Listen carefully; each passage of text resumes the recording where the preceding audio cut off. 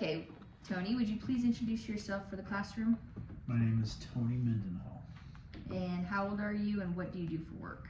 I'm 55 years old and I run a homeless youth shelter and work with homeless and at-risk young adults 18 to 22. And what year were you born? 1969. Okay. It's a good year. And following with some questions about the new media, as the assignment says, just trying to figure out the differences between new media and media from the year you were born. Some of the questions that follow are, what technology did you typically use to communicate with your friends when you were 20?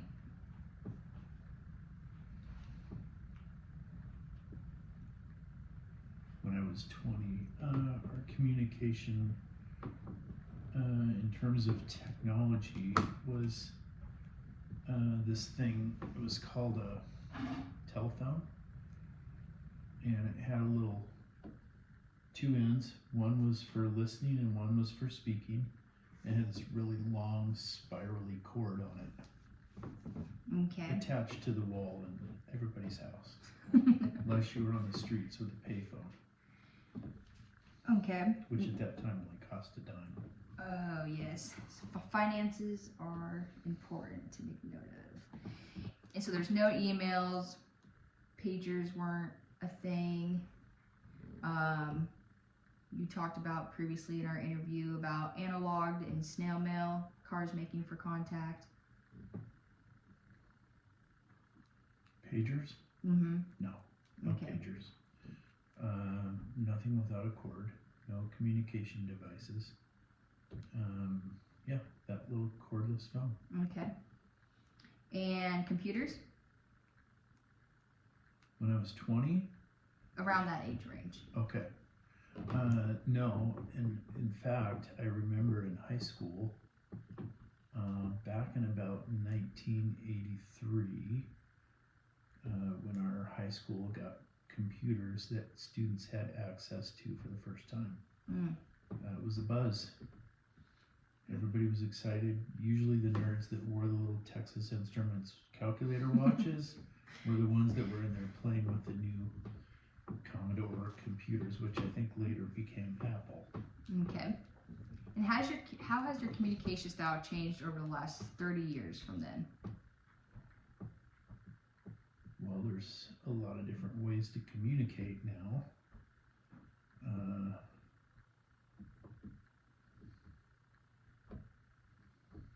Cell phone, email, messenger, like pick away. There's thousands of ways to now communicate electronically. And what are some positives in perception to the access of technology now? Well, my grandmother, who passed a few years ago, she was in Oklahoma, so I didn't get to grow up with my grandparents close by. I remember before she passed being able to do video visits with her, and that's something I could never do as a kid, so I didn't really know my grandparents and my extended family very well. So it gave us an opportunity to see grandma and do all those things, which was pretty cool. And you can communicate with people across the world now and see their face and that kind of thing. And what are some negatives that you see being pushed onto my generation or generations that are younger than me because of the new access to the media? Well, I get to experience this a lot in my work, in my job. I think our youth have lost the ability to effectively communicate and develop relationships, personal relationships, without this kind of interaction. They've lost the ability to understand the conversational nuances of communication, and when we choose our dates on Tinder, and we have these year-long relationships. My son, one of them, he met his wife on Instagram. Never met her face to face for 8 months before he met her for the first time. Yeah. Like, we didn't used to be able to do that. Yeah. And that's probably a good thing. Yeah. What are some major ways that you were able to socialize with limited access to technology in your day that you developed to meet people? Well, those things were already developed. For me, it was called like our church youth group. Met my wife, the beautiful Stephanie, at a church youth function. I could see what she was wearing. She was very cute. I was too shy to talk to her at the time, but between just connecting with her different times in person and got to know her, and 35 years ago. Yeah. And so, yeah, it was a totally different way of developing, and like romantic relationships, social relationships. Like, we had a lot of friends. We did a lot of stuff all the time, and it wasn't by phone or device. Yeah, as you mentioned, 35 years, I just think that now with the development of social media platforms and being what they are, I would be curious about the statistics of long-lasting relationships due to meeting somebody on a social media platform versus building that connection in person. I can speak to that. Okay. Working with youth and young adults. And I think it extends beyond just the kids that I work with, but what I see is that, I mean, the really kind of negative impacts of social media is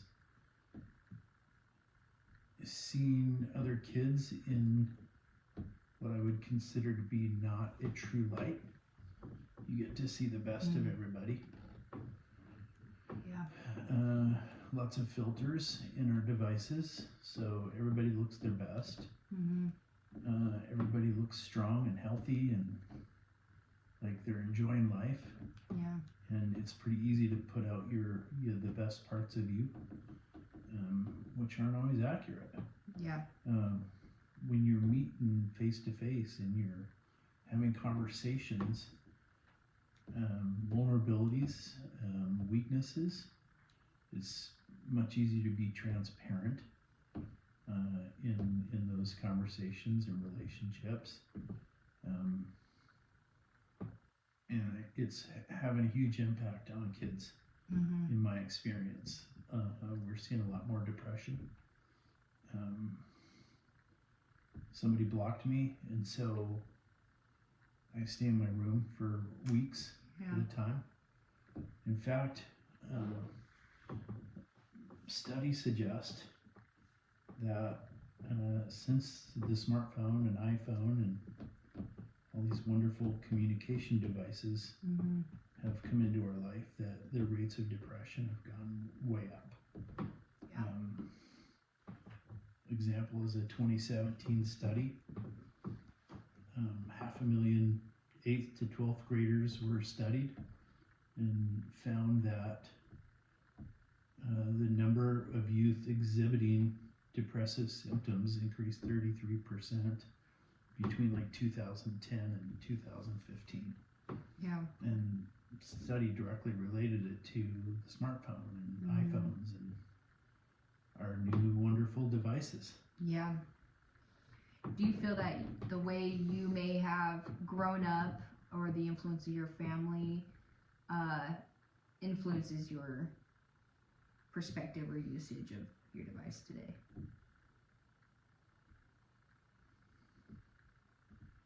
Yeah, I would, just recalling my youth and my childhood, I remember gathering with friends Mm. and family all the time. My family did a lot of potlucks. We gathered with friends all the time.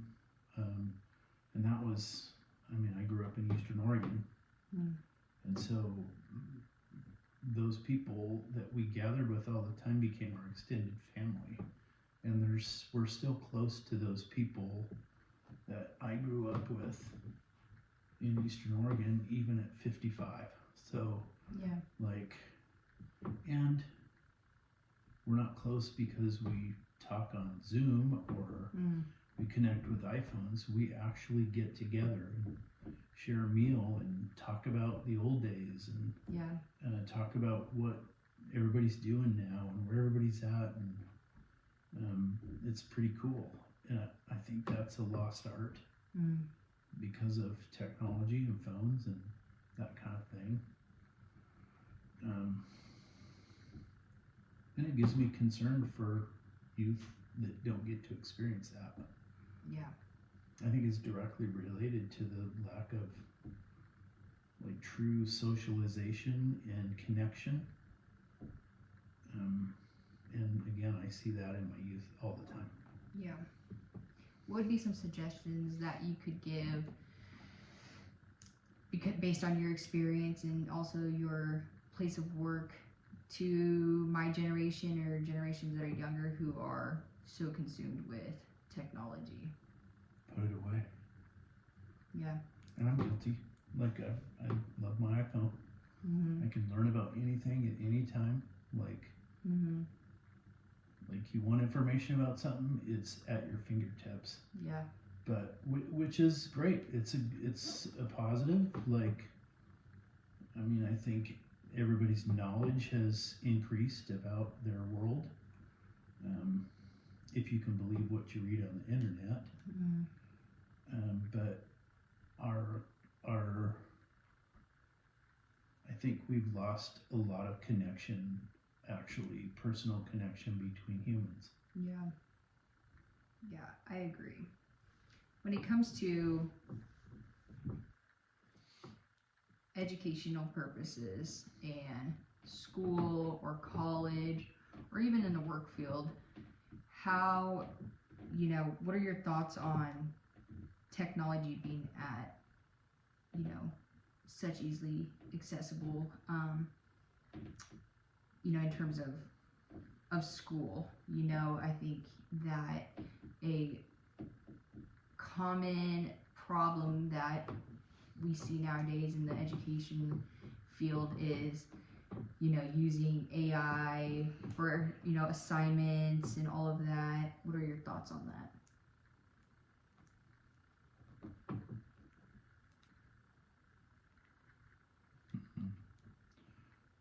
I think in terms of technology, it's certainly increased our ability to learn different things. You're not limited to what's in your library at school. I can take a training on anything for work at any time. I mean, I love that it's allowing people to get their degrees from across the world. I mean, that's great. So, I mean, there are definitely positive aspects of it. But if we're educating and training people that have no ability to socialize, Yeah. I think we're doing ourselves a disservice. And again, I mean, I think we see that every day. I see that in my work. People don't know how to relate to one another in a personal way. Yeah. Which is pretty important in education, in work environments. And I love hearing stories where companies don't isolate their staff. They put 20 staff in a work environment where they sit next to each other they talk about their ideas, they interact with each other, Oh yeah. and I think the ability to be creative and create and develop in those situations far exceeds our ability to do that when people are working remotely with technology crammed in an office.